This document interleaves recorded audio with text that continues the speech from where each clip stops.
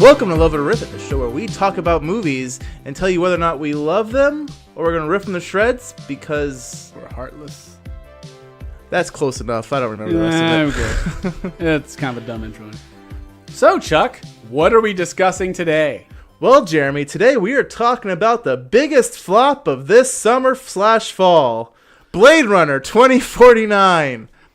Blade Runner 2049 follows dead-eye Ryan Gosling as he goes on a murder mystery. Actually, I don't think he's solving a murder. What is the mystery he's solving in that, really? Do we really want to go into spoilers like this early? 2 minutes into it? Good point. Anyways, it follows the dead-eye Ryan Gosling as he works through a mystery in a futuristic neo-noir city. Mm-hmm. Inspired by the original Blade Runner and a sequel to the original Ridley Scott version, which was the theatrical cut, and then the producer's cut, and then the director's cut, and then the final cut. Actually, I don't think the producer's cut was a thing. It wasn't. That's only on Alien 3. You ever hear of that? No. No, I'm sorry. That wasn't Alien 3. That was something else. The Renegade version. No, that was Highlander 2.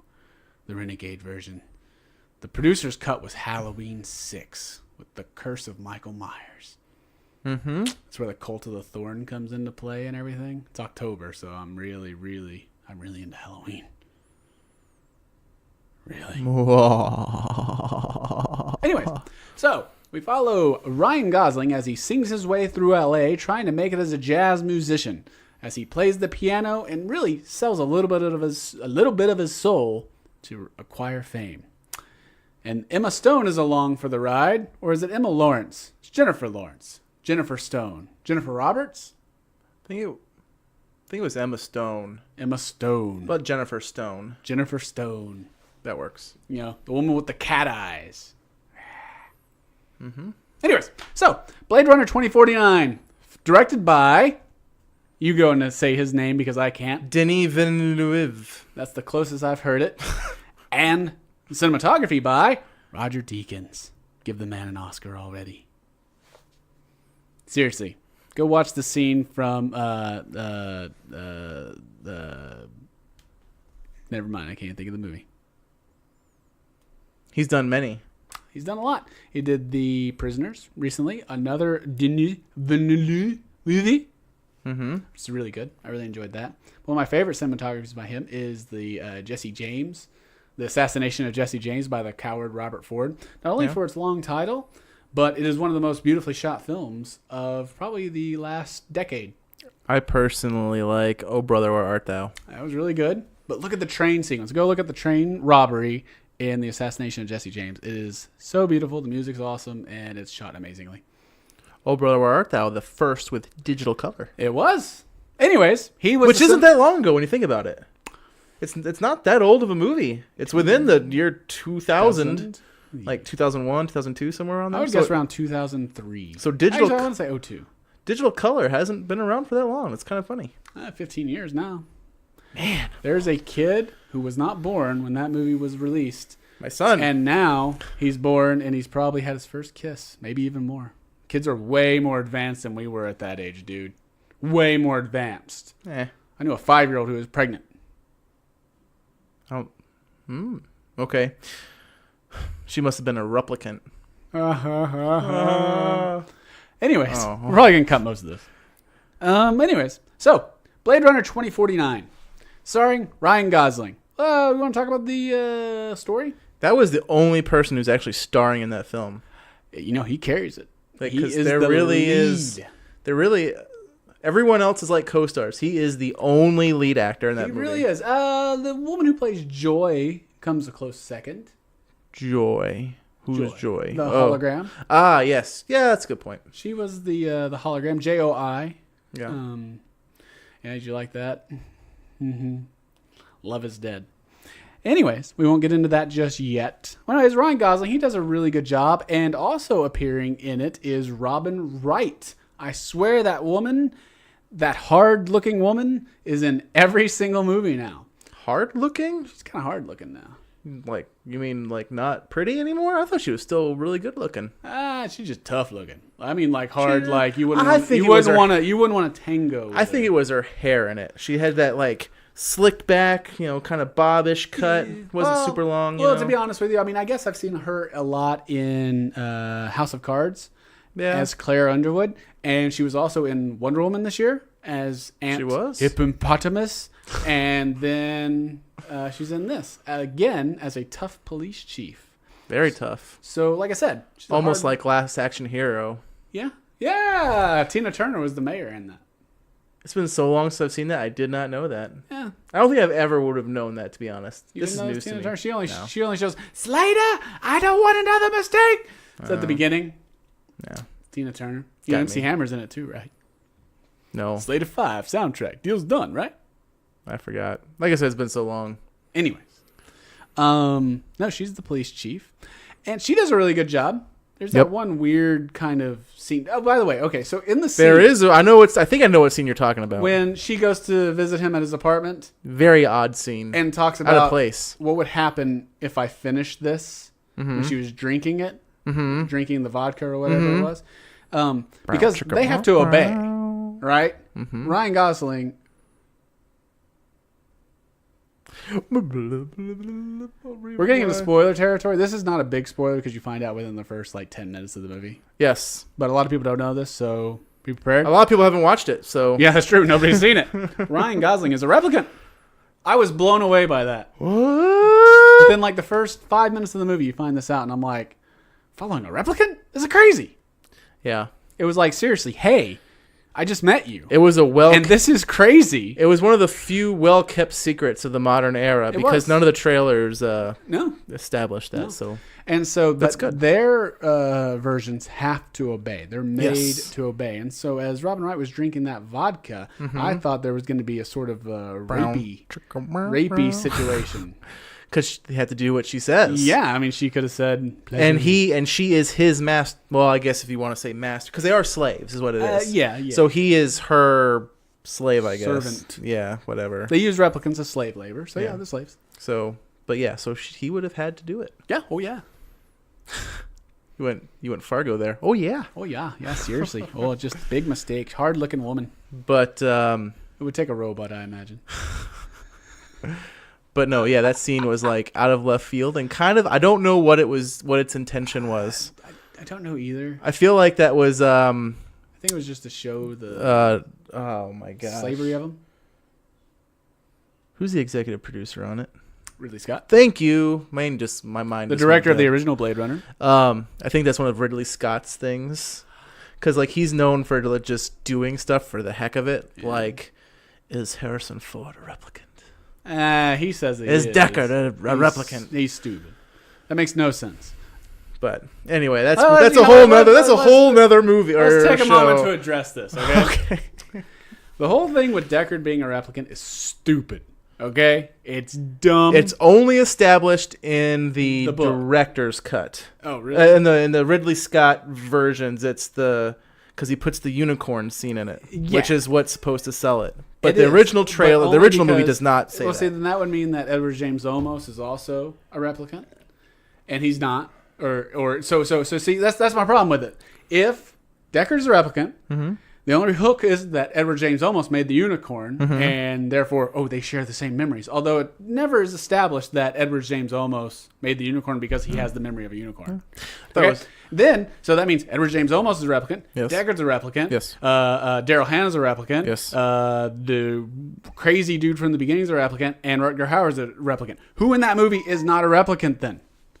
Amateur hour. It's stupid, is what it is. I apologize. It's dumb and it makes no sense, and it totally defeats the purpose of the movie. Anyways, that's my Blade Runner rant. Right, but the question on Blade Runner that it always asks, though, is what's the difference between a human and a replicant? What does it mean to be human? You never know in this movie. This movie doesn't tell that story. And Sean Young is a replicant. Yes. I thought you were going to get to that, but you never said her name. I forgot her name. I just skipped Rachel. Rachel. Sorry. But, yeah. So what are we going to talk about next, Jeremy? I know what I want to talk about next. Well, we were talking about the actors and, the big return. Jared Leto's in this. Barely.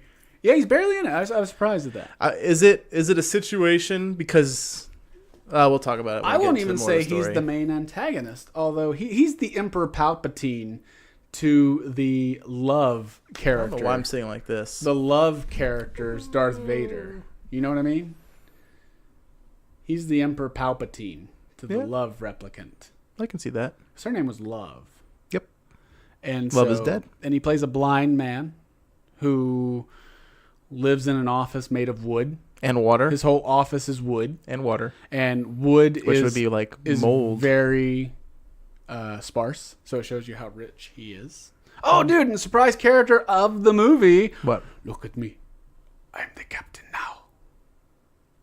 What was that? He was the guy who scanned the thing for him, for Ryan Gosling. I don't remember this. Yeah, we made fun of it in the movie. We look at me. I'm the captain now. I'm the meme.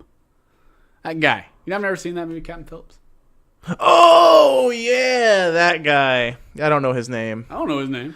I know his face. I know his meme. He's probably just, he's going to be well. typecasted as an Ethiopian fella from now on. He memes well. You're all weak, folks. Okay, and then, so the big return, which could have been a cool kept secret, but it wasn't. Rachel. No. We're in spoilers, though, so that does happen, too. Although Sean Young does not appear. Nope. She was very... Well, no, she was very cold about it. She encouraged people not to go see it because she wasn't in it. And guess what? I don't know what Sean Young must have worked. I'm going to go on my computer here because I have it in front of me. I'm going to see what Sean Young looks like today. You ever seen Ace Ventura: Pet Detective? Yes. Remember when she comes out of the water? Yes. Like that. When you... Ooh. No, I mean, she's very pretty. Actually, I don't know. I don't know how recent this is, but she's looks like an older version of Sean Young. Yeah, that's not bad. No. That's not bad. She looks like that next door neighbor mom that all of us had as a kid. She kind of looks. She's gonna start getting typecasted into like sitcoms as the mother-in-law. Yeah, she would be. Yeah. Sean Young, what has she done lately? Not Blade Runner 2049. That's funny. But no, you're the big star. Harrison Ford. So I've been dying to make this joke for a long time now. Harrison Ford has returned in, I can't even say recent movies, but he's returned to 3 of his characters from the 80s. You know, Indiana Jones and the Kingdom of the Crystal Skull in 2005. No, wait, 2007. That's 10 years ago, man. You realize that? Yes. Man, 10 years ago. And then he returned in 2015, Star Wars: The Force Awakens. Yes. As Han Solo. And then he returned as Deckard in this, right? What is the mathematical equation? What is the equalizer? What is the connecting material between all 3? What is the greatest common denominator? Yes. Wait. Let's do a huge spoilers. Yeah, spoilers. Big spoilers. Okay. Kind of. So, what do Indiana Jones, Han Solo, and Deckard all have in common 30 years after the last time we saw them? I don't know, Jeremy. What is the greatest common denominator? They're all horrible fathers. Indiana Jones didn't know about Mutt, so Shia LaBeouf was just like... in his defense, he didn't know. That's true. The other 2, he knew. And Han Solo, he was just a horrible dad. Yes. Who apparently, just failed his son. And so he went back to smuggling instead of he's a deadbeat dad.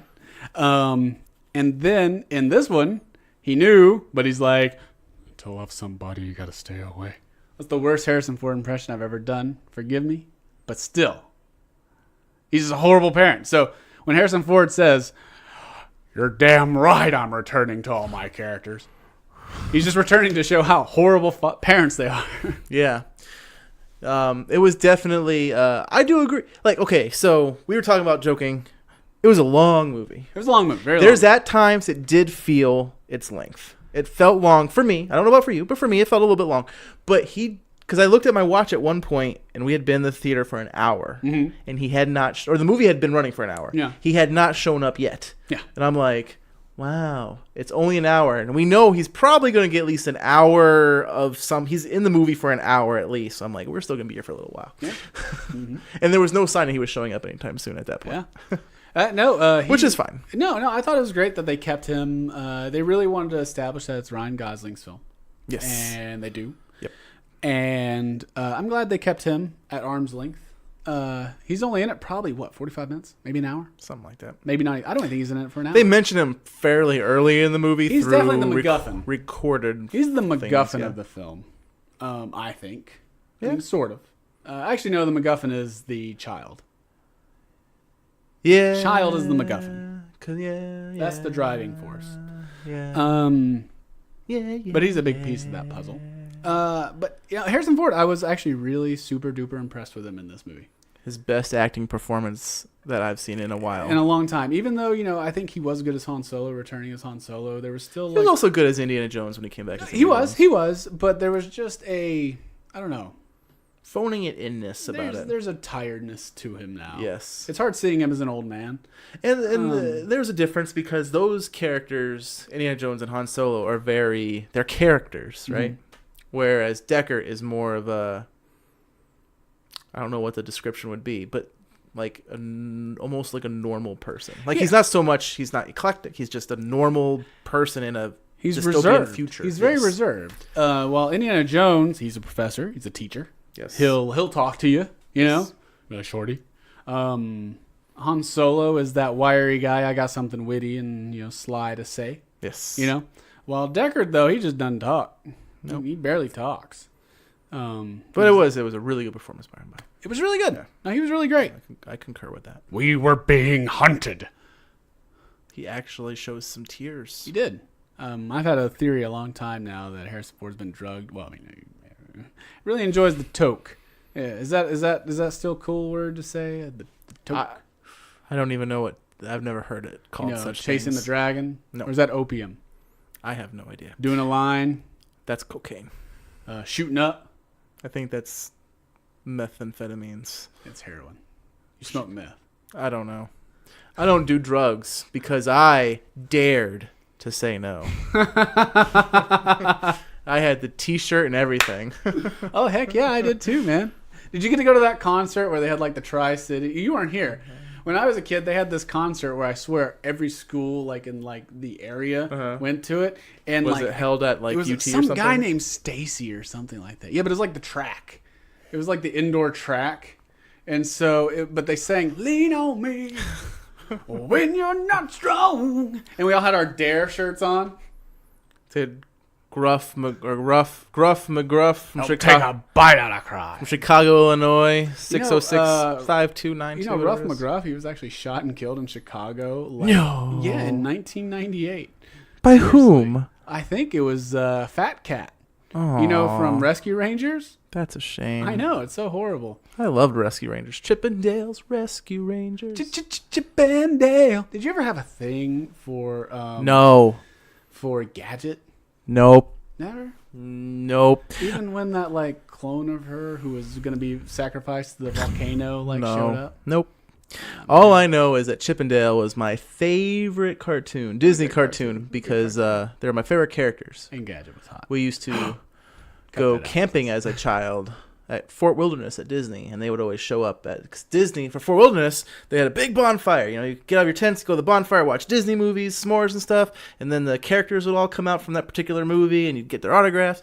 That was so cool. That's awesome. When Chip and Dale signed my little Mickey Mouse autograph book, I was on cloud nine. I had their autograph too. It was great. Anyway, I loved my favorite. One of my favorite episodes of Chip and Dale Rescue Rangers is where the Colt was like being led by all those mice. They would dress in white and they would go to Cuckoo Cola. Remember, come along, sing along, feel the fizz of Cuckoo Cola, and they dunk themselves in it and they turn orange. Is there symbolism there? I think so. I think that was totally like riffing on that like high garden Colt. Yeah. That like went and killed themselves when Hale Bop's comet came. Didn't they drink Kool-Aid or something? I think it was orange Kool-Aid. Yeah. That's why Cuckoo Cola was orange fizz. Man, Disney was dark back then. We've gone on a little rabbit trail. Remember when Monterey Jack went to his hometown in Mexico and like he beat the bull like years before, but it turns out the bull just slipped on a piece of cheese and so he didn't really actually beat the bull? Yes. Yeah, that was a good episode. Anyway, Blade Runner 2049. Harrison Ford was really good in it. We tied it back because he's a Disney character with Han Solo now. He is. So right. it's a whole married circle. To a Disney princess. Yes. Princess Leia. May she rest in pieces. Anyway, so Harrison Ford. It was really good. The story-wise, obviously, since we're way in the spoiler territory, I really enjoyed the story. Although I think it felt to me, although it was very easy to follow. Yes. It was almost like too simple. It was very strange. Like you'd have the plot, which is what moves the story forward. Yes. But then you would also have like character development as well. Yes. And like it was a character piece, but it was also a mystery. Mm-hmm. And I didn't think it was almost like they couldn't do two things at once. They couldn't do both at once. It was like, now we're dealing with this story. Now we're dealing with him making a character moment, having a character scene, which that's fine. It felt a little back and forth to me. Like I didn't feel him growing as the journey went on. I felt like we'd have these little moments to stop for the character to grow a little bit. If that makes any sense, which it doesn't. Dave Bautista's in it. Batista. He was good. No, but I agree. He has a good arc though. Yeah, great arc. Great arc. Yeah, it's fantastic. No, the story is, like you said, it's simple, but it's a movie where, so I am not super familiar with the original. Mm-hmm. And that's fine because you don't need to. They give you enough backstory throughout the movie to know what happened a little bit in the original. So it was they did that very well. Yeah, they did a really good job of using, most movies always have some sort of unseen backstory whenever they start. Like Star Wars is one of the biggest ones. A New Hope starts, all this stuff went down before that. Mm-hmm. And you figure it out or you learn it as the story goes. The Jedi were once defenders of guardians of peace and justice. Once you find it out, then you see it in the prequels, right? This is very much using that first movie as that backstory, that unseen backstory, and it works really well with new audiences. Yeah. And you can definitely watch it without seeing it, but it helps if you do see it. Yes, there's some added context there. Yeah, the biggest scene I think that you really need to that really improves by knowing that previous movie is the Rachel scene with Harrison Ford and not Sean Young showing up. Her eyes were so green. Yeah. So one of the biggest things that I was excited about with this movie was the cinematography. You don't say. I do say, Chuck. I know it's a surprise, but I was super excited for the cinematography. I'm gonna embarrass Jeremy here. Oh. So I noticed I had because he's sitting next to me, so I have my peripherals on. I'm watching, but I can see kind of what you're doing. There's a couple times where there was like a shot that really sort of stood out to you, and I could see your left hand sort of like raise up just a little bit, like almost like hallelujah, hallelujah. Praise you. And I'm not an arm raiser. No, and then there was other times where you would vocally say, "Oh, that's gorgeous." Yeah, I was great. That was one thing I was. And so it made the movie funny to me just hearing your little reactions. It was fantastic. It was, but it was well deserved. It wasn't like you're just being silly. It was well deserved. No, it was absolutely awesome. And then, most movies they stick to one color palette. Like obviously the orange and teal is uber popular. I still am. Oh my gosh, my eye was twitching. I still do. I hate the poster that was at the theater. I don't know if that was the official poster or not. It was the red and blue. This movie is so much. It's at a different level to resort to the teal and orange color scheme, and it didn't really resort to it. It didn't. In the movie. It was really cool. There was some blue. There was blues in it. I know. No, definitely. There was no they take advantage of their it. blues. They take advantage of their grays. They take advantage of their whites and their neons. The neons was used beautifully, I thought, and the orange though that seen really prominently in the trailer in the desert and everything like that. I thought was used that, and also in Jared Leto's. Yes.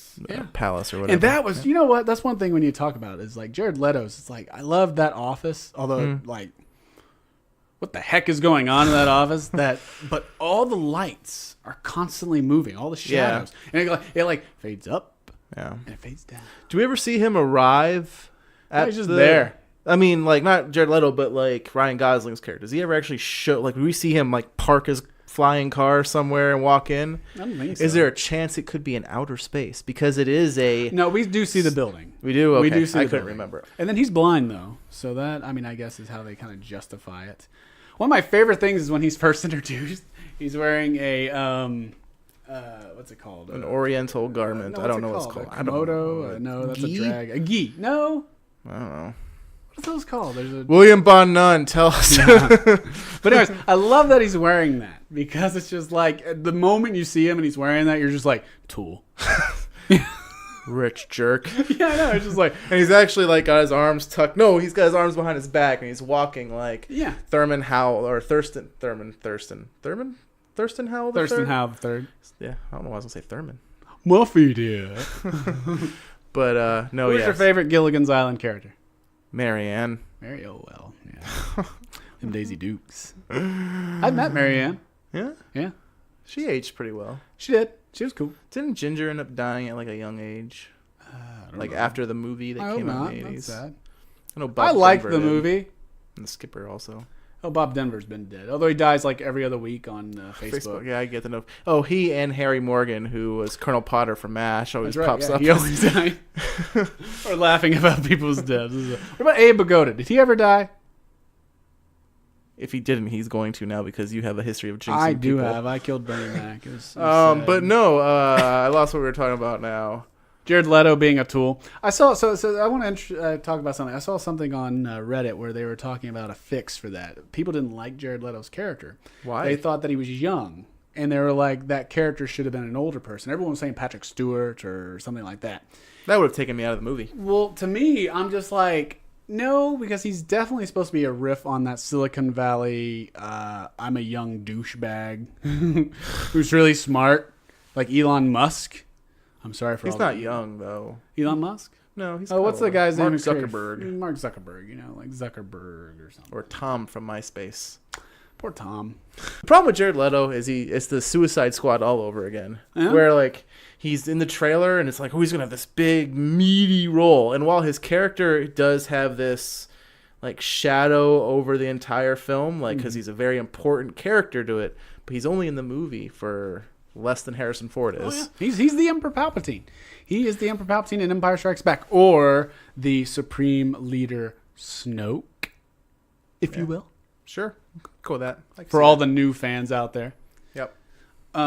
Where he's really just do this for me, Yeah. And like I said, his replicant love is really the driving antagonist, the main antagonist, the Darth Vader. Yep. Who is really scary. She doesn't kill him, but she paralyzes Officer Rachel Dawes. In The Dark Knight, remember when remember in The Dark Knight when the guy who's Officer Rachel Dawes in the ambulance, and then Two-Face goes and kidnaps him. That was him in the movie as the forensic guy. Oh, yes. I was like not thinking about what you were saying. Yes. She hits him in the back of the neck and his eyes are all bloodshot and red. Yeah. I imagine that was the same sort of thing that happened to Christopher Reeve. Like when not a replicant hitting him in the back of the head, but like when he fell off this horse, his spine came out of his skull. So you think his eyes bled? I don't know, probably. Oh, okay, fair enough. Rest in peace, Chris Reeve. He was awesome. But no, yeah, she's definitely the driving antagonist. She is. She does really good. She does really good at it. I think the final fight scene's pretty cool between them two. I think. Yeah. Cool location with all the waves and everything. Mm-hmm. And, Harrison Ford doesn't really do a whole lot. He's just, I'm drowning. It's not even that. Like, it was weird. It wasn't even like, oh my God, I'm drowning. I'm about to die. It was more like, I don't care that I die. Like, he almost wanted to drown. But, like, he wasn't really struggling to, like, get free of these handcuffs that he was in. It was just sort of floating. Yeah. I do think that the resolution to the movie itself, like the mystery about who the kid is, and it left some questions behind. Mm-hmm. And there's this one subplot too that leaves a big kind of question. It's very much huge. It's very much we're gonna see you in Blade Runner 2051. Coming out in 2022. Yes, exactly. I think. Probably. Although it probably won't actually, because it made $13 million at the box office this week. Only on Friday. It was like in the I didn't see the actual finishing number. But that was like Thursday and Friday numbers, wasn't it? It was still a flop. I think it was the whole weekend. Well, I don't know. If only we had a computer. It was bad. Oh, good point. Well, you keep talking about cinematography and how beautiful it was. So Roger Deakins is a cinematographer He is one of the best, and he's never won an Oscar because the awards are rigged. Anyways, no, Roger Deakins did a really fantastic job with the cinematography. And $36 million, Columbus Day weekend. I was wrong. I said 13. Well, it was 13 on Thursday and Friday, and it should have been huge, and it only did 36. Sucks. That movie was loud. It was loud. But that's because we were sitting, because someone didn't tell us where the... He's like, oh, we're going to sit here. We're going to have the bar. Have the railing. And we didn't. We sat so close. It was so loud. Always pay attention to where, in the diagram, where the screen is. But no, sound, yes. But, yeah. Sound was awesome. It was really great in the IMAX screen. It was really loud. Yes. Did you notice that sometimes the screen was actually shaking? Yes. And it would, because it was the sound was so I wasn't loud. sure if it was that or if they did it on purpose. So I was thinking it was on purpose at first. Or I was thinking...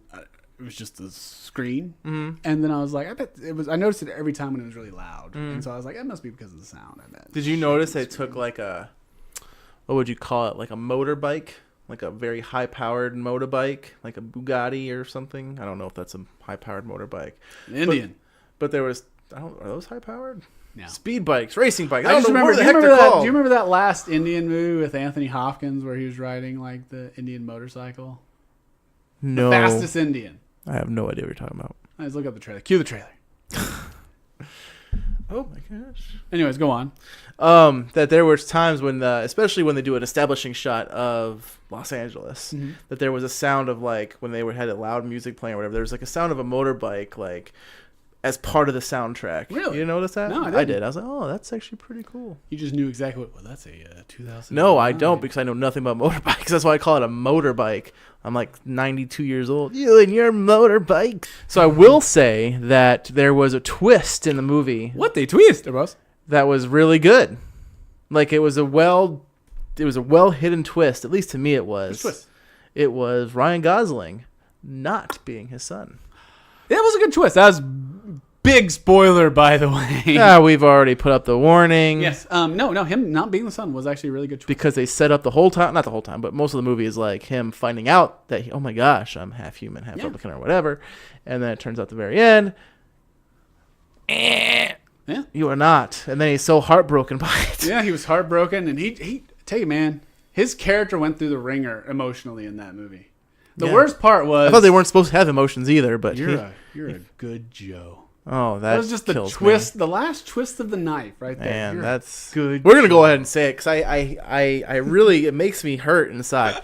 So, right? So he has a hologram wife character, girlfriend or whatnot, that he absolutely loves. Yeah. But they're programmed, and you don't know this at first, but they're programmed that everything you want to see, everything you want to hear, right? Everything you want to see, everything you want to hear, everything you want. So it's like, oh, and so you don't know this the whole time. You think, oh, she's just such a nice hologram lady. And at the very freaking end of the movie, when he's at his lowest point, he goes across the billboard. It's Blade Runner, so the big walking billboards. And so the billboard of this thing that he bought comes up to him and said, and the whole thing. Oh no, sorry. Backtrack. Backtrack. When he finds out he's probably a human, birth by a replicant. Yeah, that half human, half replicant. She's like, I knew you were special. Let's give you a name, because he's Officer or Detective K or whatever. Detective K, like in Men in Black. Yeah, which is this is a prequel to Men in Black. I guess so. But then she says, we're gonna give you a name. What do you want to be called? And he doesn't want to say anything. So she calls him Joe, and you're like, okay, that's kind of lame, all right, but sure. At the very end, the hologram version, the store-bought version, the commercial version says, oh, you're a very good Joe. And it's like, it's just a program thing. This was him at his lowest. Oh, it's just like it killed me inside. Like I was so depressed. I'm like, there is debate online. I'm gonna pick up drinking because of that. There is debate online on whether or not was she sentient in her own right, or was she just saying what? I think she was doing her job, and at the very end when she dies, because he had the little remote that she sort of lived in or whatever, and then the love, she comes and steps on it, and right before she steps on it, the Joy says, I love. Because that's what he wanted to hear in the last moments. That's the way I'm taking it. I'm going dark with it. I actually go that way too. I mean, I think that there's a story there to be said that, oh yeah, she did become sentient. Yeah. But I think that it played off really well like she was, though. Yes. Which made it even worse. Well, I think that's the twist, though, because what I think... It's really cool, and there could be a story there to show the mirror. It's like, we're following him, a replicant who's not human, who thinks he's human, or becoming human, or whatever. We see his awakening. It's like, I'm more than just the sum of my parts. Robot factory. Anyways. It's not a robot factory. We've seen them come out of the... That's a weird scene, by the way. The grossest sounding thing possible. It looked like a tamale coming out of a corn husk. That's gross. But that's really what it was. Exactly. But no. So his journey versus her journey. See, but I think there's a cool argument there with AI, because the question is the hardest thing about AI, artificial intelligence, is if we do create artificial intelligence, can we ever be sure that that is real consciousness? Yeah. Or is it just mimicking consciousness? Yep. It's the Turing test, And I think that's why that was there. It was like, who's really achieving sentience here? Ryan Gosling or Joy? Joe or Joy? Hey, Joe and Joy. Anyways, so, and see, that's the thing. With him thinking he was the one, right? Yeah. When he's talking to the other replicant lady with the... No eye. Yep. She says, it's like, oh, you think you're him. It's like, you're not. It's like, but that's what makes you special. It's like, we all hope we're them. That's how we know. Very Matrixy. It was very... Just you even made a joke that it was Trinity when she showed up. When she showed up, I was like, hey, dude, it's Trinity. Nobody can be shown what the Matrix is. Nobody can be told. But... Oh, the White Rabbit, Kay. What about not Emily Blunt? Yeah, not Emily Blunt. This girl looked exactly like her. I actually had a bet, there's this one love scene. Trippy love scene, by the way. Yeah. But there's this one love scene. But it seems like the most basic effect in the world. It's like, just change the opacity down on this layer. But it's so good. There's so much more to it. No, yeah. But no, there's this woman in there who looks just like Emily Blunt. And when she first showed up, I was like, dude, it's Emily Blunt. And I was for certain it was her. But then, they cut to a close-up, and I was like, oh, it's not Emily Blunt. I thought it was Zooey Deschanel or her older sister from Bones. I can't remember her name. I didn't know she had an older sister. Yeah, I thought you were going to go with the Zooey Deschanel lookalike, who is... Is there a Zooey Deschanel lookalike? Yes. Every hipster girl out there? Yeah, that's true. But, no, and then, it kept going back and forth on whether or not she was Emily Blunt or not. But during the love scene, though, I actually leaned over to you. She takes her top off and you see it. She's not Emily Blunt. He said it. And then she does, and he's like, oh! It's not her. And I'm like, that's just a body double that doesn't count. Yeah. It's like, you never saw her, though. You never did see anything. It's just a shadow. I tell you, whoever did the casting for this had a certain type of woman. And a very... Well, didn't you read on IMDb or somewhere or some kind of trivia that they tried to get Emily Blunt? Oh, no. That's the thing. Yeah, for this woman, they actually did try to get Emily Blunt. Maybe not for her. Yeah. But for a character in the movie. Okay. And then I just happened to assume, it must have been that woman who they really looked like Emily Blunt. But no, yeah. I sent you a picture of it that night. It was 1 a.m. I was like, hey, look at this. I got up when I was getting ready for work. I was like, oh, Jeremy, I guess, really had to research this.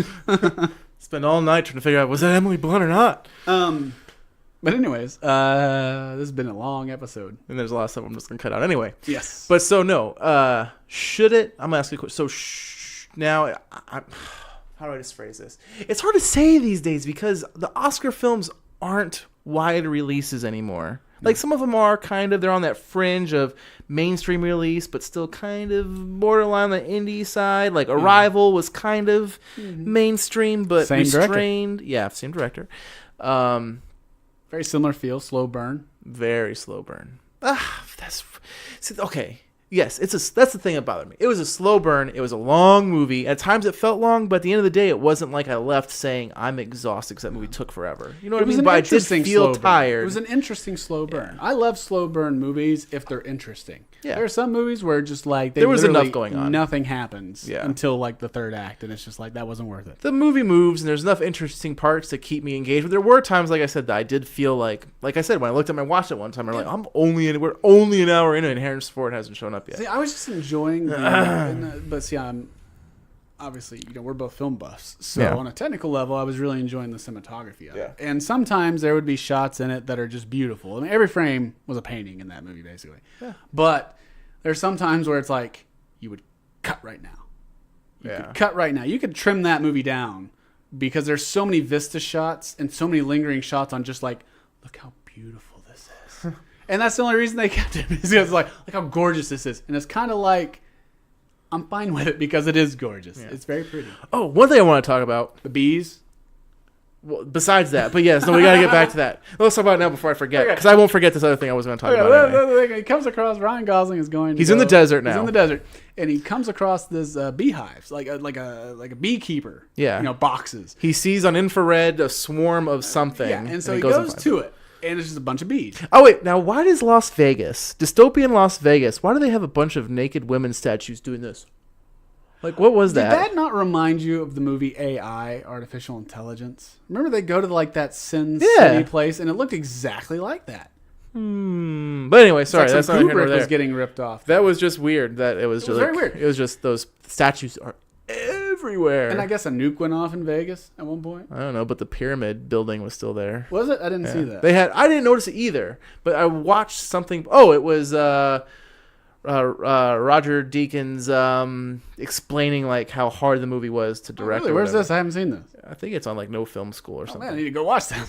And it's only like 3 minutes. It's really just a trailerette of everything, but he talks about it in there. But they do show a shot of it, but it's got it's a pyramid. It's a pyramid building, but it's got some kind of boxy thing above it, like some kind of frame above it. But anyway, that's not another. So he sees these bees, and he goes over there, and it's just a beekeeper's hive thing.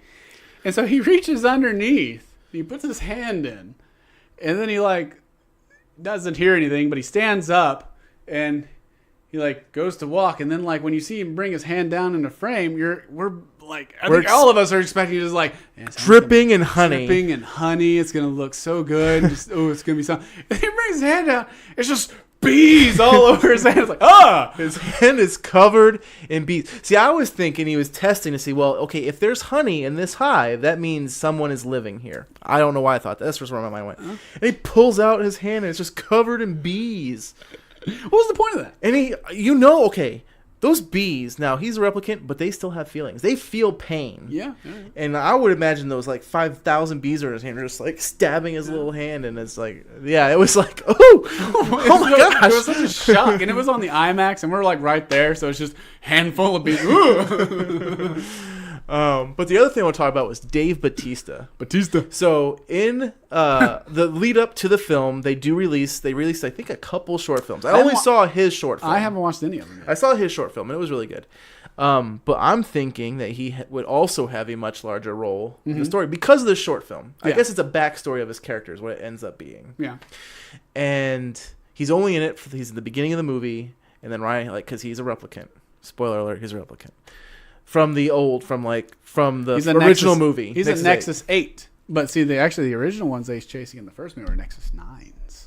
So he's an even older version. Yes, that was the whole point. Because see, Nexus 8s, they established in the opening Star Wars crawl that although the original was just like the original Blade Runner had an opening crawl too. Yeah. But see, Nexus 9s have a expiration date. They only live for 4 years. Yeah. But Nexus 8s apparently didn't have one. He kind of reminded me of what's the game? Biodome. Pauly Shore. No, the video game Biohazard, whatever. I don't remember. Bioshock. Thank you. Just kind of reminded me of one of the original Bioshock, the first Bioshock that came out when he's wearing the whole he's farming he looked like a big daddy. But anyway, I'm gonna go on record and say Dave Bautista is a by far better actor than Dwayne "The Rock" Johnson. Yeah, I agree. I mean, Dwayne "The Rock" Johnson obviously has done a lot more stuff, but he has his shtick and he sticks within his shtick. He's Dwayne "The Rock" Johnson in every Dave movie. Bautista, he's in the new? Was he in the last 007 James Bond, or is he in the new one that's coming out? I don't know. I haven't seen Spectre. Oh, I haven't either. But Brandon Anthony is actually supposed to come over. We're supposed to watch it one day. I wasn't invited. Well, we keep talking about Love is dead. And you're a good Joe.